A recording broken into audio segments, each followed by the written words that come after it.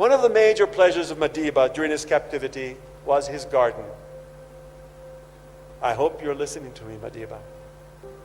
He told us often of how uplifting it was to plant and harvest under the sun and rain, to be in control of that small patch of earth when he controlled nothing else in the world except his dignity and his memory and his comrades.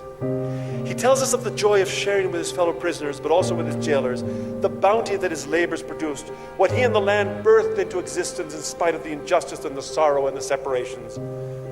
Mandela's garden is not a fluke. It's not an exception. Recently, I've been reading a book called Defiant Gardens by somebody with the wondrous name of Kenneth Helpand. Imagine he's called Helpand, who recounts the story of gardens created improbably in the midst of the viciousness of war.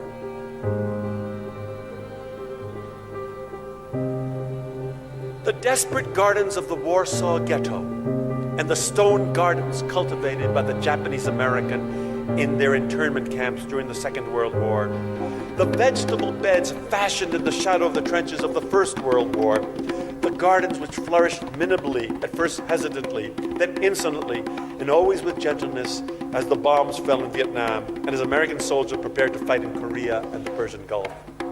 What is fascinating about this array of landscapes is that these diverse and divergent gardeners do not align themselves on the same side of war. They're not on the same side in the wars that happen. They might even be sworn enemies, and yet they are all human. They all hunger for flowers and fruit. They all ache to keep alive a hint that something will grow in spite of the surrounding night of destruction.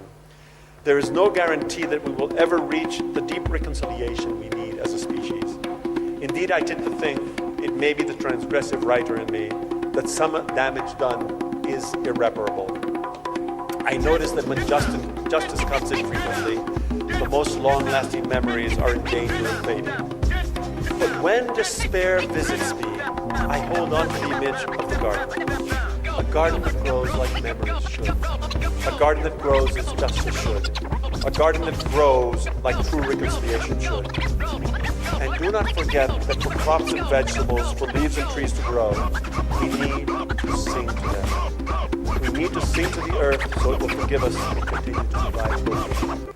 We need to always remember the multiple infinite gardens. We need to always remember Nelson Mandela, multiple infinite gardens. We need to always remember the multiple infinite gardens of Nelson Mandela. We need to always remember the multiple infinite gardens of Nelson Mandela. Nelson Mandela.